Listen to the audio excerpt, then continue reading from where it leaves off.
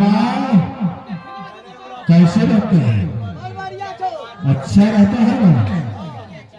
क्या उसके आंख में आंसू देखता है तो?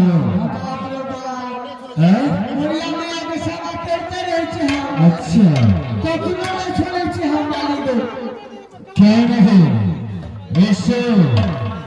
इस बार जो है ना तब चलो दोनों आदमी और माता जी को प्रणाम करेंगे और सुंदर खाना बनाने के लिए ऑर्डर करेंगे। दोनों आदमी मिलकर के खाएंगे। और तुम कहाँ खाना बनाओगे? मेरी माँ चलो माँ के दावत में चलो। अरे विनोद चलो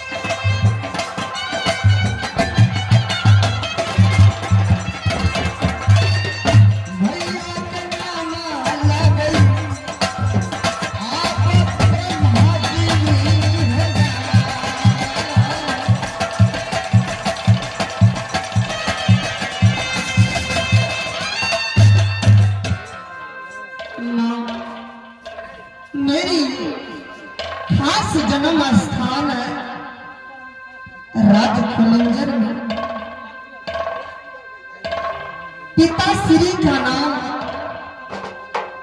रुदल सिंह है, माँ की नाम शक्ति प्रभावती, पिताजी की जान से मैंने एक भाई एक बहन राज कुलिंगर में पैदा हुआ। भैया का नाम ब्रह्मा पड़ गया, मेरी नाम मां सोड़ी घर सजी रात में रखी सती चंद्र। मां जब मैं राज कुलिंगर में पिताजी का महल में मैं बचपन से जवान हो चुकी, तो मेरे पिता ने शादी रचा दिया राज बाबू की। आप ससुराल लागे चाहिए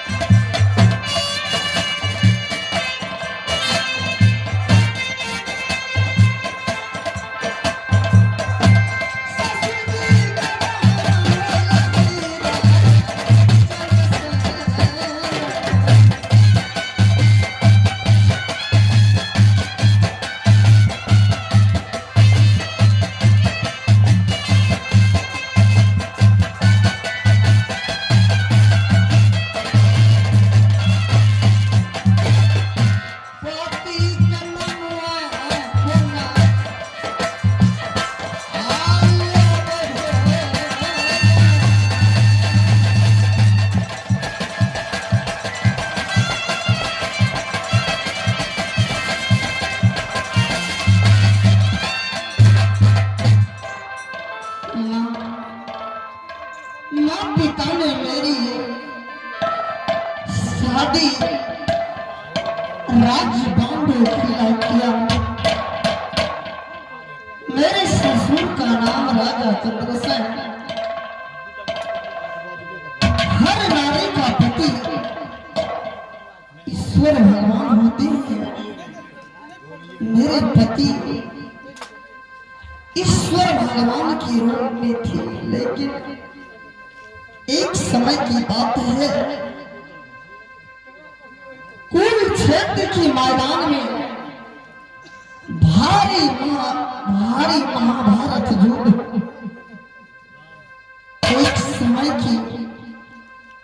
एक समय में होने के लिए शुरू हो गया। देश देश की राजा का निमंत्रण दी, देश देश की राजा कुरुक्षेत्र के मैदान में जाकर के भाग ली। मेरे पति उस कुरुक्षेत्र के मैदान में युद्ध स्थल पर जाकर के भाग ली। इस समय मेरे मौसी का पुत्र, जिसका नाम बड़े का नाम अल्लाह, छोटे की नाम रुदल सिंह, मेरी मौसी का नाम सती देवा, सुराज महापा निवास करती मेरे भैया रुदल सिंह वर्षों में एक बार सावन की झूला झुलाने के लिए एक वाहन छतरा को लालबाग अवश्य ले जाते थे।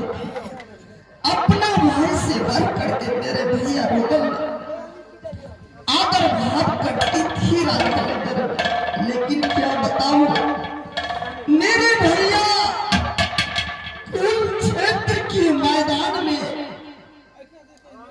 धोखा से मेरे पति को सर घर से अलग कर दिया।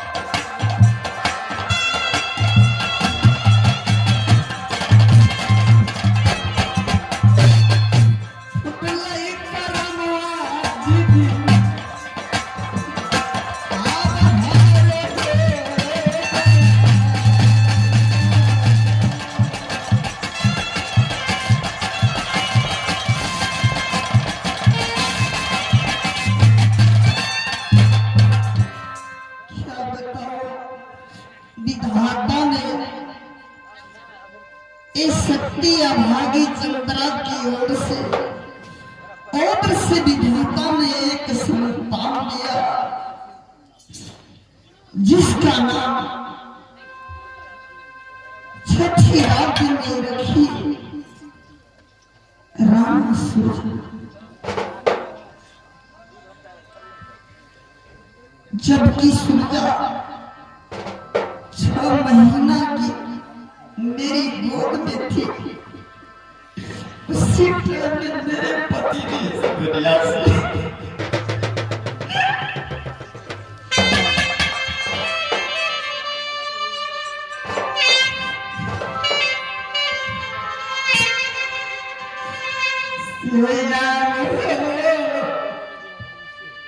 विधाता की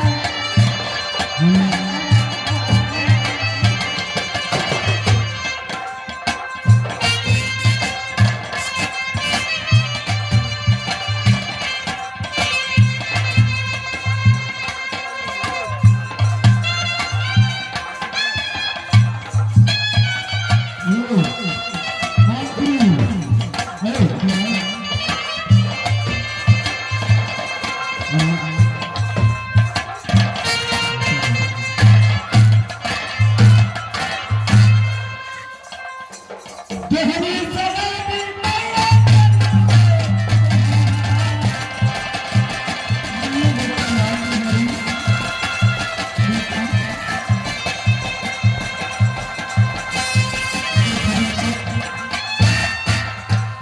माँ राणा सुरजा माँ कह दो कुशल माँ की कैसे कुशल तुम्हारी हो पुत्र माँ माँ मेरा कुशल तो बहुत अच्छा है तुम अपना कुशल बताओ माँ क्या मैं जब